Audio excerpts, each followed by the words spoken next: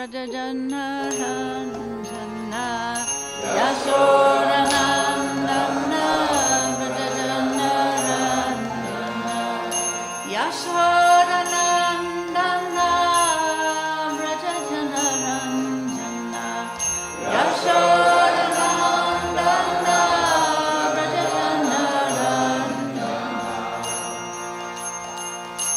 Yamuna Tira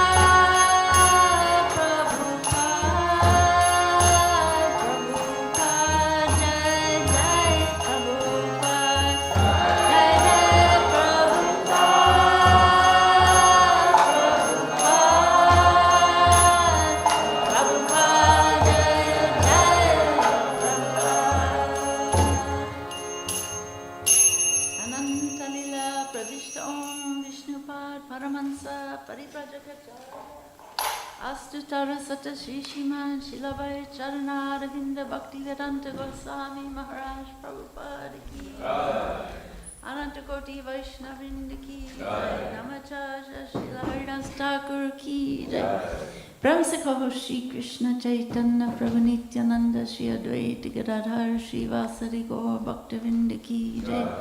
Shri Shri Radha Krishna Gopinath Shyamakunda Radhakunda Giri Govardhana ki jai. Shri Vrindavan Mathura Dhama ki jai. Navadvip Mayapur Dhama ki jai. Tulsi Devi Bhakti Devi ki jai.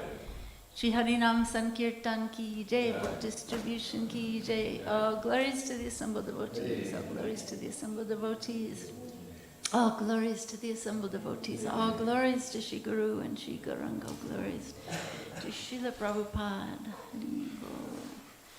So nice to be, so grateful to be here at Bhaktivedanta Manor, Prabhupada's beloved Bhaktivedanta Manor. Thank you all so much for serving here. I heard you had a wonderful 50th anniversary celebration, huh? Must have been so beautiful. Yeah. So thank you all for serving here, for loving Krishna and Prabhupada here in this wonderful temple. I was asked that, that this class be recorded. Is it being recorded? It's streamed live online, so okay. Someone told me there's someone who could send me a link. Do you know who that might be? We can send you the Send me. to find this class, but as far as I know, it's only there for about a week. And it disappears. Okay, if someone could send me a You don't link. keep backlogs anymore. I don't know who that would be, but maybe somebody could. Okay. Mayapur TV. And there's also a YouTube channel, right? Okay. So, Haribo. Three links. It's manomedia.com. I don't know if anyone could send me a link, but I'd be so grateful. So, yeah. So let me just chant a few prayers. We don't have a verse as such today. Let me just chant some prayers.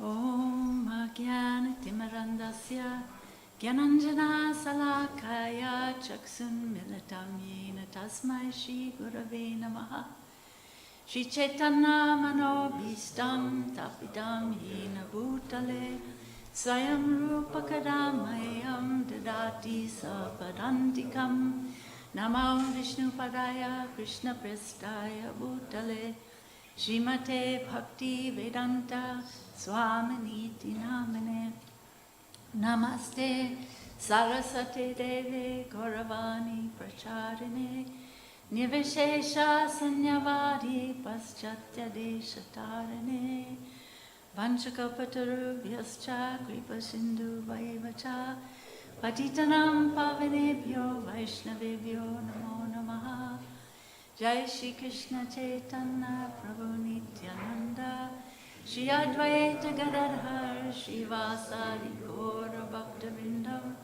Hare Krishna Krishna Krishna Hare Hare Hare Rama Rama Rama Hare Hare. So today is the most sacred, most holy disappearance day of Srila Haridas Thakur. And this morning after Mangalarti, one of the devotees said something very beautiful. I don't know if he was quoting from somewhere, but he said that if we could just have a drop of the ocean of the love, Haridas Thakur's love for the holy name, we would be so blessed.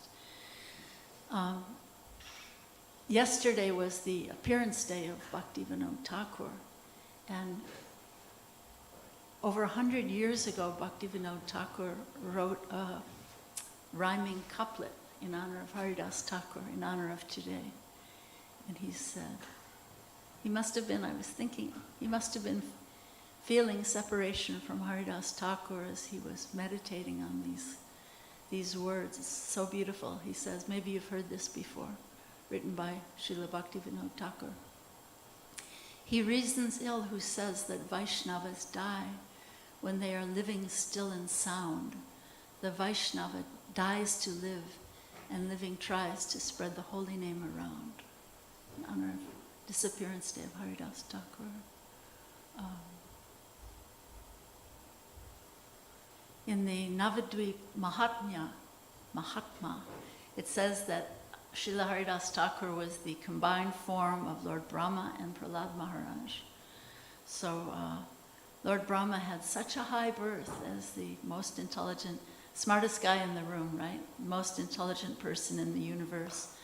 But then he became a victim of his own pride. So he wanted to take birth as Haridas Thakur. Haribol Trish, nice to see you, just recognized you. Haribol. Hari Kirtan, dear friends from Washington. So, so he wanted to take birth as Haridas Thakur to show the world, to show the mission of Lord Chaitanya, that everyone is included in this great mission of Lord Chaitanya, that it's not for any sectarian group of high caste Brahmins or anyone else. Lord Chaitanya's mission was that it's for the whole world. It's inclusive, it's broad. And so that's very, very important. I was thinking, if we had a verse on the board today, we don't, but in the Bhaktivedanta Thakur wrote Sri Harinam Chintamani, which is almost like a novel of Haridas Thakur speaking about the glories of the holy name to Lord Chaitanya, kind of in the same way that Lord Chaitanya got Ramananda Roy to glorify the essence of devotional service in his conversation, Ramananda Sambada. So in the same way in this kind of novel by Bhaktivedanta Thakur, Srila Haridas Thakur is glorifying the holy name. And so this verse, it's quoted from the Padma Purana, but this verse appears in that part of the Harinam Chintamani, also in the Chaitanya Charitamrita. So maybe you know this verse. I think I'll say it in English. This is a really quintessential verse about glorifying the holy name. So I'll say it in English and then I'll say it in Sanskrit. The holy name of Krishna is transcendently blissful. It bestows all spiritual benedictions, for it is Krishna himself, the reservoir of all pleasure. Krishna's name is complete, and it is the form of all transcendental mellows. It is not a material name under any condition, and it is no less powerful than Krishna himself. Since Krishna's name is not contaminated by the material qualities, there is no question of its being involved with Maya. Krishna's name is always liberated and spiritual. It is never conditioned by the laws of material nature. This is because the name of Krishna and Krishna himself are identical. So I'll say it in Sanskrit. Nama Chintamani Krishnas Chaitanya Rasa Vigraha Purna Shuddho Nitya Mukta, always pure, always liberated, Binatvam Nama Namina, and non-different from Krishna. So such a beautiful verse. So there's so many things that someone could say about Haridas Thakur. When I was thinking about speaking about Haridas Thakur today, I was thinking that I was wondering if he walked into one of our temples today, would we recognize him? Would anyone recognize his great stature and his great realization of the holy name? Sometimes we see so many pastimes in the Chaitanya Charitamrita that great saints, great realized souls, they recognize other great souls, right? They recognize the stature of other great souls. But my question, this is kind of the theme of what I wanted to talk about today, is would we recognize such a person if he walked in, maybe dressed like a Muslim, maybe dressed like a Sufi, maybe not, with a shaved head. Usually we see pictures of Haridas Thakur, he's got a shaved head, looks just like a Paka Vaishnava. But did he really dress like that in that very stratified, hierarchical culture of that time? And would we even recognize him? There's a story so if you look at this Guru Parampara up here, Srila Prabhupada, his Guru, Srila Bhaktisiddhanta, his Diksha Guru, Gorkashardas Babaji, and then Bhaktivedanta Thakur. So there was another great renunciate around that time. His name was Vamsidas Babaji Maharaj, and he was very, very Jai Shishi, Radhagokulananda, Shishi Sitaram Lakshman Hanuman, Shishi Gonatai. He was a great renunciate, like Gorkashardas Babaji, but he was so off the grid. I mean, he just was, he looked if there's one picture of him, and have you ever seen a picture of him? he looks like a complete wild man, like his hair's wild and his eyes look wild. And by the way, he was born in a family of fishermen. Isn't that interesting? So he wasn't also a high caste Brahmin person.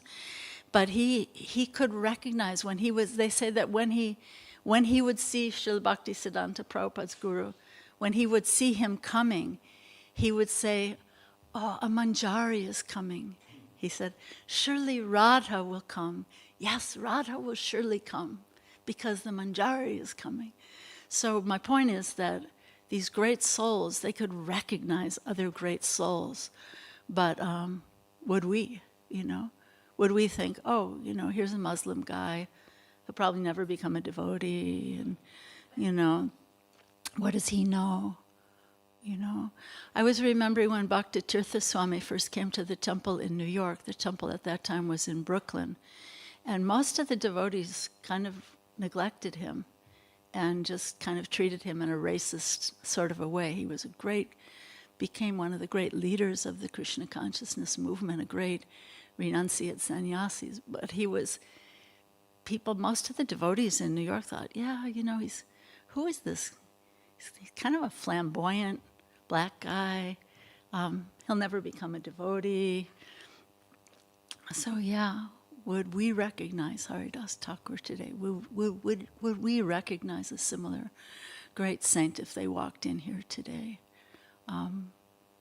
Maybe you've heard the saying, every saint has a past and every sinner has a future. But when we're blinded by our own false ego, our own misconceptions, we can't see, right? We can't see the way a great pure devotee can see. And so, yeah, I'm just wondering, our temple is always welcoming to strangers, to the uninvited guest. Maybe many of you might be familiar with this aphorism from the Taittiriya Upanishad. Atiti Deva Bhava, the uninvited guest should be treated as God. That's considered a maxim in Vedic India, right? Matru Devo Bhava, Pitru Deva Bhava, Acharya Deva Bhava, Atiti Deva Bhava. The mother, the father, the great teacher, and the uninvited guest should all be respected as good as God. So yeah, thinking back to that time when Haridas Thakur appeared, there was such a rigid caste system, right? Rupa and Sanatan, maybe you've heard the great Rupa and Sanatan Goswamis. They were rejected from Brahminical society just because they were employed by the government of Nawab Hussain Shah. And at that time, a Hindu could lose their caste and completely be rejected from their family and society just by, if some Muslim would just sprinkle some water, they could be rejected from the whole society.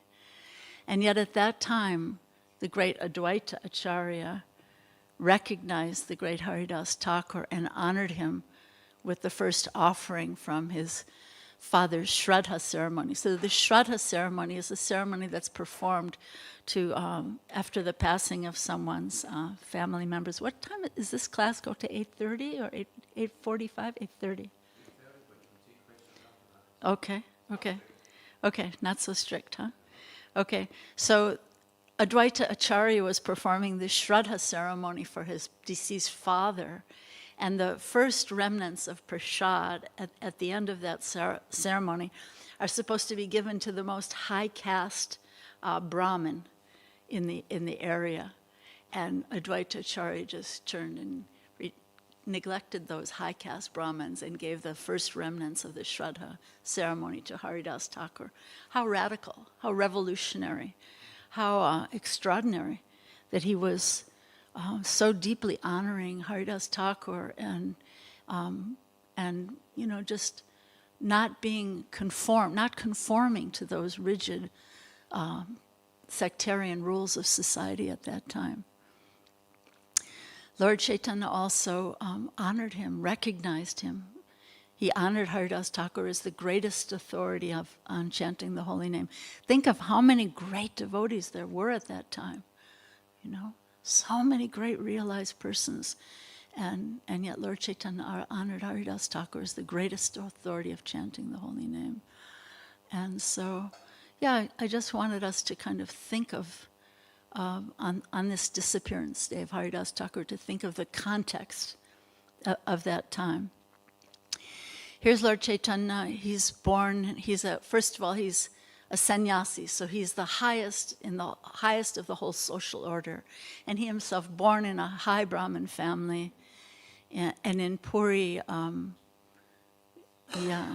this disappearance day of Haridas Thakur was the most extraordinary event. When Lord Chaitanya, so Haridas Thakur, right, he's considered an untouchable, right? I mean, we can't even imagine what that means for us now, what it meant then. And Lord Chaitanya not only touched this so-called untouchable, but he picked up the body of Haridas Thakur and danced with him.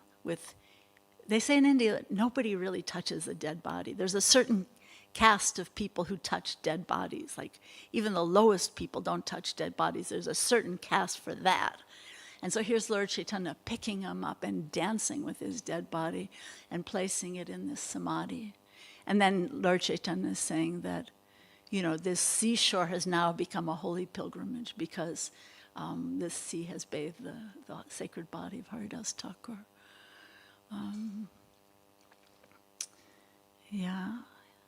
Lord Chaitanya was so beyond any caste considerations, and he was sending a powerful message to everyone at that time and to all of us today that a devotee of Krishna, a Vaishnava, is beyond all caste considerations. This is the eternal inclusive message of Lord Chaitanya and our acharyas. Yeah. And sometimes I wonder if you think of that, like my dear Sarvamangala is here. She used to do so many plays here at the manor with the other devotees. So if there were a play of that pastime of Lord Chaitanya dancing with the body of Haridas Thakur, can you imagine that Lord Chaitanya was in so much ecstasy, right? He was just overwhelmed with ecstasy.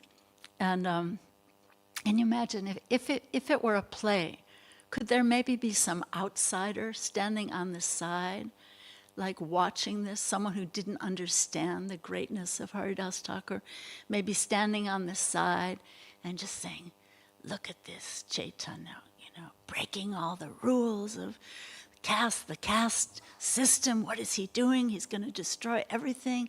He's dancing with the body of this untouchable. You can imagine, right? There could have been such people at that time, just standing on the side, just criticizing Lord Chaitanya and criticizing, Haridas Thakur. Yeah. So there's so many pastimes of Haridas Thakur given in the Chaitanya Charitamrita. And we know, so speaking of kind of someone who possibly having an offensive mentality, we know from the Chaitanya Charitamrita at that time there was a godbrother of Lord Chaitanya's guru, Ramachandra Puri, who was very critical of Lord Chaitanya. So such people with offensive mentalities were there at that time. And what about me? Which side would I have been on? You know what I mean? Like with my consciousness, where would I have stood? Would I have been one of those people recognizing the greatness of Haridas Thakur? Or because of my materialistic mentality, would I maybe have been one of the ones on the side saying, who is this Haridas Thakur? And why is Chaitanya dancing with his body? So I think it brings up some introspection for us. What do you guys think? It seems to me an important consideration. That we have to be so careful to be in our own consciousness, to be rooted in humility. And do I really have the power to discern who is a saint and who's not a saint, right? Yeah. Better to remain very humble and respect everyone and welcome any new person, every so-called outsider, right? Someone who first walks in the temple. Because everyone is dear and beloved to Krishna. We don't know their past, we don't know their future. Best to respect everyone. In the Hebrew Bible, it also says, don't forget to show hospitality to strangers. because you might show hospitality to an angel without knowing it. So, yeah, how very, very important. Just like our history in the Srimad Bhagavatam of Maharaj Rantidev. He was fasting for a year, and then he started getting tested. He was about to break his fast, right? And then he started getting tested by all these devatas coming disguised as a hunter and as an outcast and dogs. Everybody saying, "I'm really hungry. Can I have some? Can I have all of it?" And you know, he's so selfless, and he's just here. Can you imagine fasting for a year? I mean, I don't know if it was a complete and total fast, but maybe it was an Ekadasi fast. But anyway, he was hungry, right?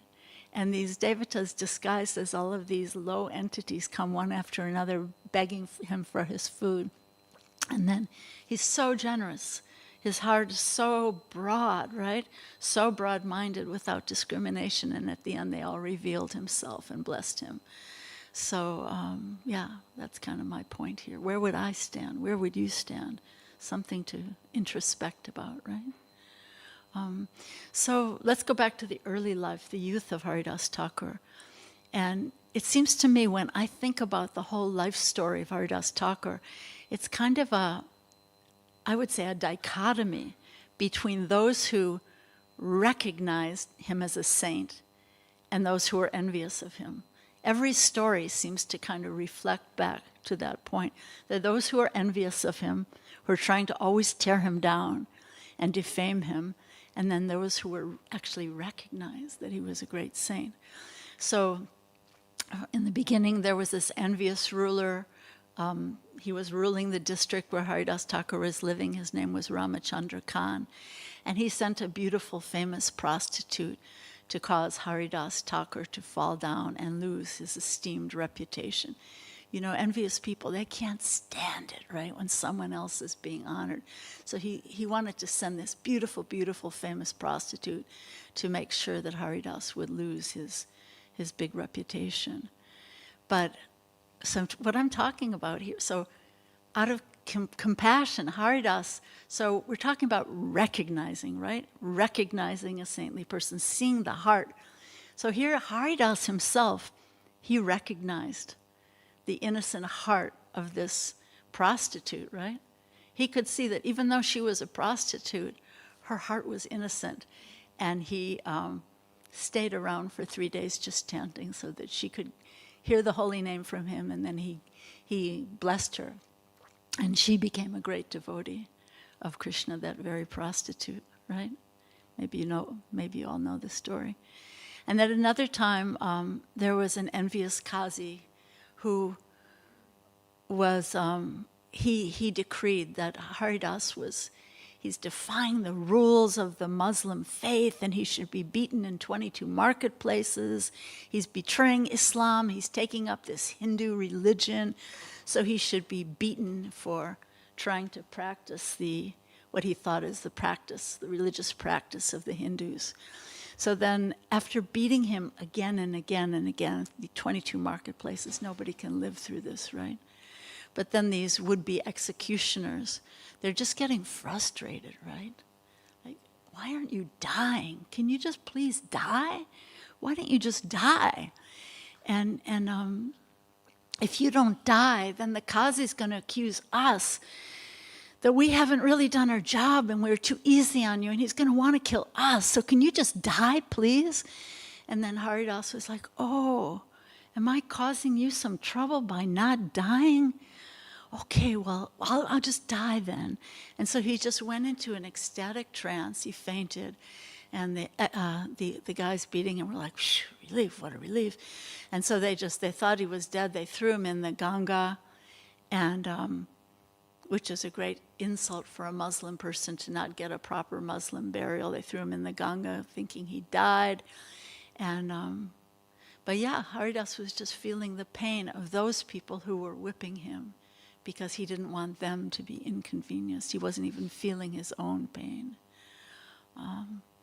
In the early pastimes with Lord Nityananda, Lord Chaitanya ordered Haridas and Nityananda to go out together, and each day they would go and give the holy name to everyone they would meet. This was the order of Lord Chaitanya to them.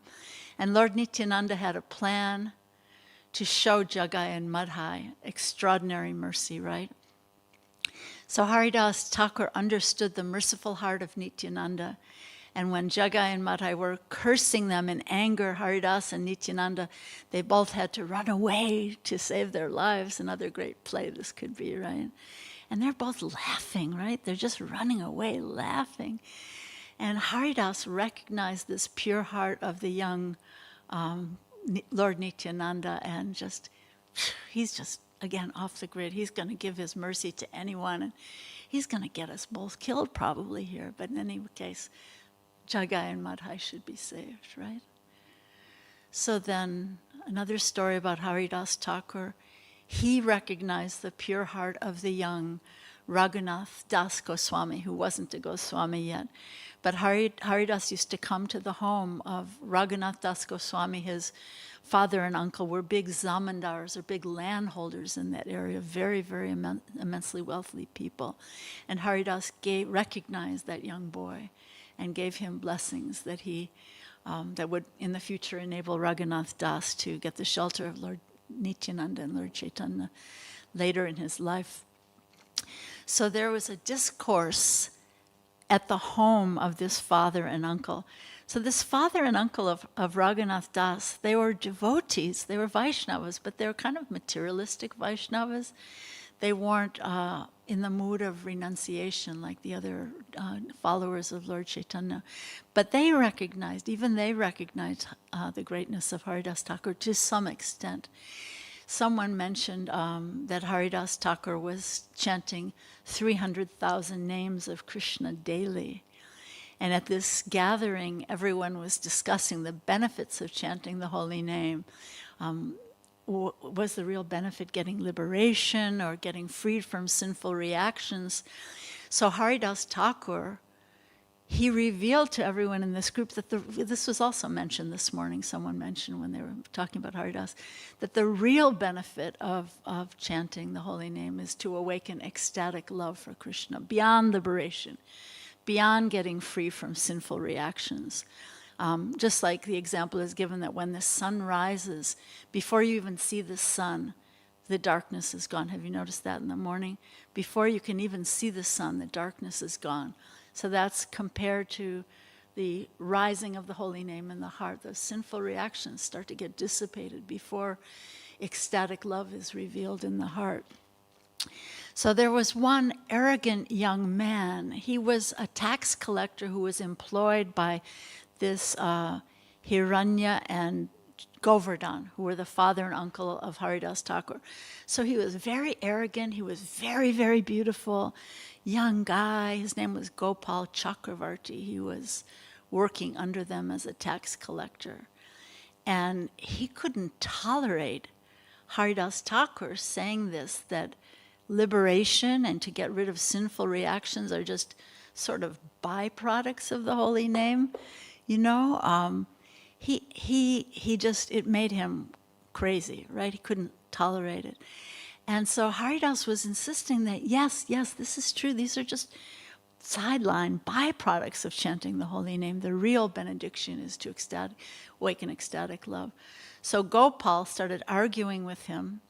He said, well, if this is not true, you're saying this, if it's not really true, then I curse you that your nose will fall off.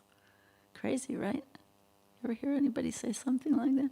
I curse you that your nose will fall off. And Haridas just humbly accepted the challenge. Another great possible play, right?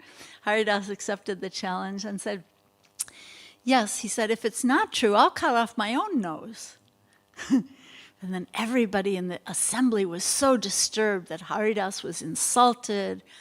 And even these materialistic devotees, Hiranya and Govardhan, they recognized these self-effulgent qualities of the so-called untouchable Haridas, right?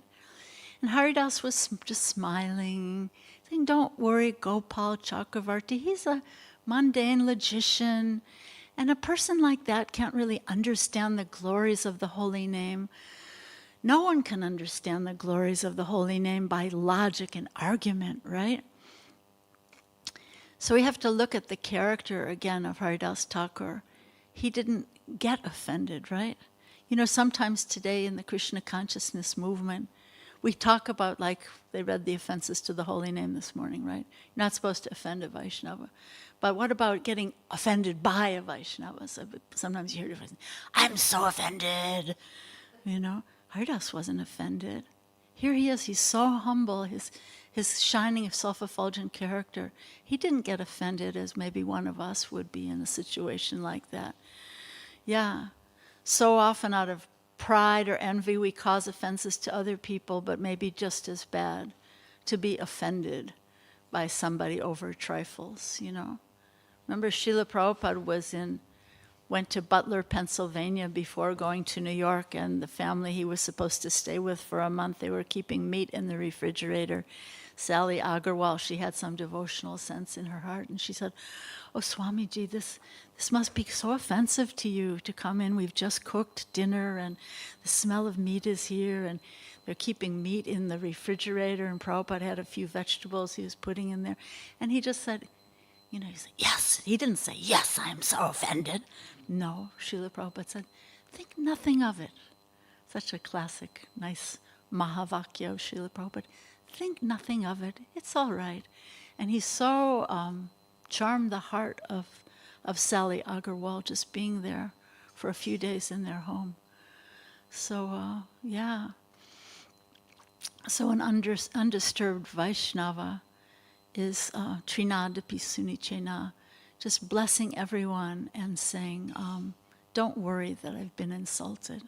So then but what happens is the Vaishnava doesn't care if he's insulted, she's insulted, but Krishna takes it very seriously. So according to the tale or the pastime, the history in Chaitanya Charitamrita, 3 days later, this beautiful, beautiful Gopal Chakravarti contacted leprosy. And what happens when someone gets leprosy? Anybody know? Their nose falls off, right? Their fingers, their beautiful fingers and toes fall off. Their nose falls off. So yeah. So Krishna doesn't tolerate offenses to his pure devotees. Then later in Puri, Haridas Thakur was prohibited from entering the Jagannath temple, yet Jagannath personified was coming every day. Lord Chaitanya was coming every day, recognizing the greatness, the great saintliness of Haridas Thakur, coming in every day, bringing him prasadam from Jagannath. So yeah, mundane caste Brahmins would never recognize the pure heart and the devotional stature of Haridas Thakur, and they didn't allow him to enter the Jagannath temple. So, yeah, just remembering Haridas Thakur today and how he was recognized by those who are pure in heart, and how with his pure heart he also recognized others and forgave those who offended him. You know, the beautiful verses it's in the second to last volume of the Chaitanya Charitamrita Antya Lila. Lord Chaitanya came to see Haridas Thakur, and Haridas was just holding the feet of Lord Chaitanya on his heart. And he just wanted to leave this world, just seeing the beautiful moon-like face of Lord Chaitanya with his eyes. Lord Chaitanya told him, he said, don't leave me, Haridas. Whatever happiness is mine is due to your association. Don't leave me. How can I live without your association? And Haridas so beautifully said, my Lord, don't create an illusion. There are so many great personalities who are fit to sit on my head, and they are all so helpful in your pastimes. And then this classic line, maybe you know this line, Haridas said, if an insignificant insect like me dies, what is the loss? That's where he saw himself, you know. So Haridas left this world by his own sweet will, just like Bhishma Dev. In Srimad Bhagavatam, Bhishma Dev had the benediction that he could leave this world at the time by his own will at the time he would choose. So after that, Lord Chaitanya said that Haridas Thakur was the crown jewel on the head of this world, and that without him this world would now be bereft of its valuable jewel. And then Lord Chaitanya told everyone, all glory, he told everyone, say all glories to Haridas Thakur and chant the holy name of Hari. And Lord Chaitanya began to dance in ecstasy, and everyone began to dance, all glory, and they were all chanting, all glories to Haridas Thakur, who revealed the importance of chanting the holy name of the Lord. So these are a few thoughts. We have some time for a conversation, for reflection, for questions, but in conclusion, I just really want to say that I deeply pray that if anyone visits one of our temples, perhaps dressed in a different way, perhaps dressed as a Muslim or as a Christian or as a Sikh or as an anything, just someone from another culture, if they visit one of our temples, my prayer is that they would be welcomed without discrimination or sectarianism, in the same way Lord Chaitanya Mahaprabhu and Sri Advaita Acharya welcomed and recognized Haridas Thakur during their time. So these are a few thoughts. Thank you all so much. What was important for you here? Are there any reflections or any questions? Or yes, Prabhu. Jai Shishi Radha Gokula Nanda ki Jai. Shishi Sitaram Lakshman Hanuman ki Jai. Shishi Gaurnita ki Jai. Srila Prabhupada ki Jai. Yes. Hare Krishna. Yeah, maybe just some reflection. So obviously, thank you for reminding us that being a Vaishnava is not something external. And for me, a second point also, a reminder, is that we shouldn't be afraid of challenges as well. Because when we see all these great souls, what they've been through, like, what about us, you know? Yeah, so true. Yeah, so true. Beautiful reflection, yeah. It's not such a cheap thing, right? Yeah. Once a devotee wrote a prayer to Prabhupada, and at the end he said, your devotee is praying. And Prabhupada said, no, you shouldn't call yourself a devotee. You should say, your servant is praying. Because to be a devotee is not an ordinary thing. So it's a very, very high and deep realization.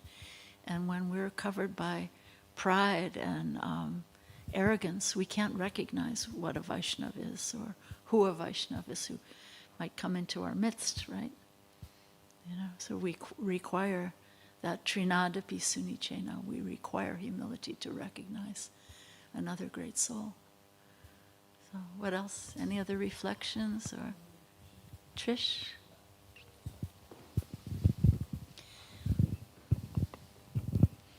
Professor Trish. Trish is a professor in a university. Thank you. That was very enjoyable and illuminating to listen to. And since I like comparisons between religions and spiritualities, a figure who some of your anecdotes reminded me of in Western Catholic Christianity is Thomas Aquinas, wow, of whom, well, you probably know, but just for everyone here. So Thomas Aquinas was from an Italian medieval noble family, and his family wanted him to be a crusader, a knight during the Middle Ages, to go to war for God. Thomas Aquinas wanted to be a monk, in fact, and he was very keen on this. His family was upset that he wanted to be a renunciate, so they basically had him locked up in a castle to induce him to give up this religious vocation. And he sat in there for a year or two, refusing. A year or two. And then his family sent basically a beautiful woman to tempt him away from his vocation. Thomas Aquinas was a little bit less, polite than Haridas Thakur. He, according to the story, he grabbed like a burning log out of the fireplace and like brandished it and said, "Get out of here." But after this, his family relented, and they're like, "You know what? Okay, become a monk. You're clearly not going to do anything else." But he's known for being a big theologian, a big writer, and he was also literally a huge person.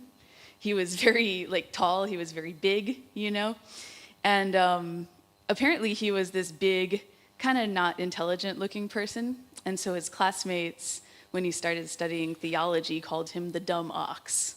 Wow. Because he just sat there. They didn't recognize him. No, he was very quiet and humble and just kind of like, okay. And then it was only when he started writing, like years down the road, that people were like, oh, wow, he's actually like a brilliant mind. Wow. And so we humbly just kind of, Wow. went with all that. So that was some of the like parallels, I guess. Thank you. That came to mind. So what a grace to be able to recognize and to access that grace. We need humility in our hearts. If I'm arrogant, proud, I can't recognize a great devotee. Here's such a great theologian of the Catholic Church, was called the dumb ox by his classmates. And then he went on to write so many amazing, illuminating scriptures. Yeah, Prabhupada, in Prabhupada's Bhagavad Gita and other writings, he always talks about Haridas Thakur and Jesus Christ at the same time. He always says, great, martyrs or those who have suffered like Haridas Thakur, Jesus Christ, great selfless personalities. Yeah, what else? Yes.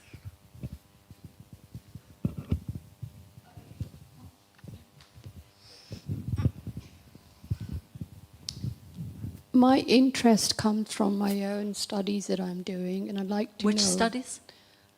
I'm researching on the Sikh Empire myself. I'm sorry, I didn't hear. The rise and the fall of the Sikh Empire. Oh, the Sikh Empire. Okay. Yes. Okay. So I'd like to know, Haridas Thakur that you talked about, what period of history would that be? Is there any inkling? Do you have any? So this was in the 1600s, right? So you can read Chaitanya Charitamrita and you can see the pastimes of Haridas Thakur. Yes. Amazing pastimes. Of course, Guru Nanak was a contemporary at that time. Guru Nanak, they said that he was there in Jagannath Puri, and he recognized another great example of a great soul recognizing another great soul. So apparently, at least the story goes that Guru Nanak was in Puri and he saw Chaitanya Mahaprabhu, and someone said to him, well, aren't you going to see Lord Jagannath in the temple? And he, after seeing Chaitanya, Guru Nanak said, I have had my darshan of the Lord. So that's what they say. I would love this information. Of course, I will research it myself, but if there's anything else that you can actually impart with, I'd be really grateful. Thank you. Thank you so much. So beautiful. Yes. Thank you for the class. What came to mind when you were speaking was how Prabhupada said this movement is meant to be a revolution in the impious lives of this world's misguided civilization. So it's like, if we're very narrow-minded and, and critical, how would that happen? How would we be able to even serve anybody and help them to enter into an experience of chanting Hare Krishna if we... Yeah, so true. When we read these literatures, Srimad Bhagavatam, Chaitanya Charitamrita, we see examples of extraordinary humility. And yet in our modern day ISKCON, sometimes we see examples of people not being so humble, offending others, being offended, internet, social media. That's not the character of a Vaishnava. So we have to have great discernment and great humility to be able to know how to love and how to serve following the line of Lord Chaitanya.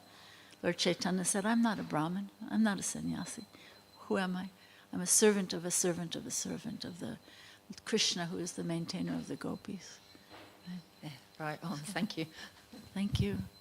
What else? Yes, Coco. This is extraordinary. Usually wherever I go, the men are asking all the questions, and the ladies, I have to beg them to ask a question. So Sometimes I have to say, okay, no questions from the men, only one from the lady. So thank you all. This is revolutionary. I'm so grateful. But I'll give you guys a turn also. Don't feel discriminated against. Yes. Hare Krishna. Let's see. So as a young devotee or as a neophyte devotee, sometimes you learn about the philosophy and you're trying to reinforce your own faith and your own steadiness. And when you hear someone else's opinion, which is like very different from, and especially if Prabhupada says that is, unintelligent or something, right? He's of course right. And then we adopt this opinion that people who are not yet Krishna conscious are unintelligent. And then when we preach to them, we're like, oh yeah, we know everything, and you don't know anything, so I have to tell you everything. And so how do you balance? What my interest point is actually, because I feel unconfident sometimes to preach to a person when I'm not yet sure about this myself. So how can I, be strong? Thanks. Nice question. Well, first of all, I think there's a lot of imitation going on. Devotees are very fond of imitating Prabhupada, and sometimes Prabhupada would say, I can say these things, you cannot, Prabhupada sometimes criticized Gandhi, and if I go out and criticize Gandhi, people think, what kind of a jerky person are you? Who do you think you are, So there's a lot of imitation going on. But then also the other point is, let's see, you were saying you don't feel, oh yeah, so I was thinking when you asked that question, I was thinking, you're saying, how can I preach? How can I share Krishna consciousness with anyone? I know so little. Well, Prabhupada's beautiful example was maybe, I heard Shamasundar Prabhu was here for a month recently, so his little daughter Saraswati was so enthusiastic. Prabhupada loved to talk about little Saraswati. She was 3 or 4 years old, and she would walk up to someone and say, do you know who is Krishna? No, who is Krishna? She said, he's the Supreme Personality of Godhead. And Prabhupada would talk about that was Prabhupada's example of preaching, that all you have to know is that have faith that Krishna is the Supreme Personality of Godhead, and share that in such a simple way. So we can follow the example of little Saraswati, Speak from your own realization. You have some experience. You've been here for some time. You have some experience of maybe some sweetness of chanting, maybe some sweetness of seeing the deities or being in the association of devotees. So we can try to speak from our realization, and that's preaching. It's nice to try to not speak beyond my realization, but speak in a humble and simple way and try to share. Just like when you have something sweet, you always want to share it, right? You're tasting some kind of a yummy something. You've got to taste this. This is so yummy, right? 'Cause that's a natural human instinct and behavior. When you're tasting something sweet, you want to share it. So share from your realization. This is yummy. Krishna's yummy, Is that helpful? What else? Yadubara. He has a Yadubara Prabhu is so humble. He's not wildly raising his hand. Well, I was thinking of the Bhaktivedanta Thakur before he became a great devotee. He was addicted to the association of women. And so what people thought of him at that point. But later he became a great devotee. So even an apparently fallen person, we should also respect and try to uplift. Right. We shouldn't judge even fallen people. Yeah, it's so hope-giving, isn't it? Yeah, every saint has a past. Every sinner has a future. So, if we live in humility, then we won't make arrogant mistakes of judging and misjudging and condemning. And yeah. Yes, Prabhu, you have a thought?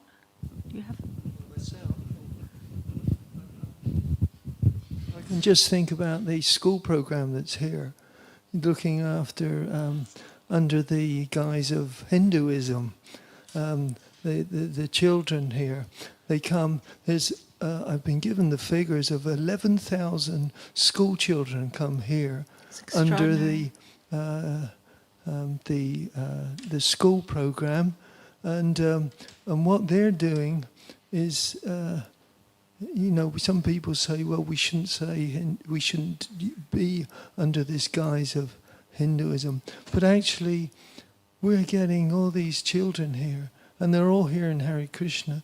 They're all learning the culture under the guise of Hinduism, and they said 11,000 children come through here under this thing. They're saying we shouldn't use this word Hindu, but actually, Prabhupada I'd like to think that Prabhupada would give his blessing for such preaching as these, the outside education services are doing now with these school children coming here every day. Wonderful. That's fantastic. Prabhupada would say different things. We have to take Prabhupada in context. Once he said, anyway, today we are known as Hindus. He would say different things. Yeah. Once I was at the Bhakti Center, and they don't have that regular program like you have here, but there was a group of school children that came to the Bhakti Center in New York, and this one little boy, it was so amazing. Talk about sinners having a future, saints having a past. This one little boy is just looking around the temple room at the deities and the pictures, and he said, I dreamt of this last night. And someone said, well, what did you dream exactly? He said, all of this, everything. He just dreamt of the whole experience of being in the temple the previous night. So wow, So we should give Krishna consciousness in a very broad way without discrimination, because we don't know who we're dealing with. Who. Well, we got lady monks here for a week. Isn't it? On a special course. Oh, nice. Be a monk for a week. Be a lady monk for a week. Cool. Thank you. Well, thank you all so much. Thank you for being a lady monk for a week. It's cool and it's fun, right? And nobody's going to lock you in a tower for 2 years. I don't know what he was eating for 2 years, but anyway, thank you all so much. Thank you for being here. All glories to Bhaktivedanta Manor, and all glories to all of you. All glories to Srila Prabhupada. Hare Krishna.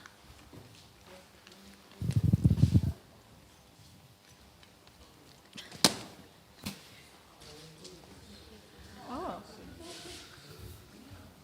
Okay. Okay. Thanks. Can you send it to my WhatsApp or email? Okay.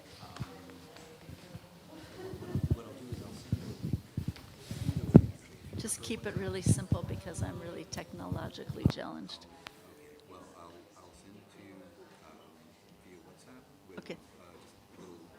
It's simple, but I'll give you a little instruction how to download it. Okay. All right. Maybe to email too, just in case I flub it up. Thank you so much, Haribo. Haribo.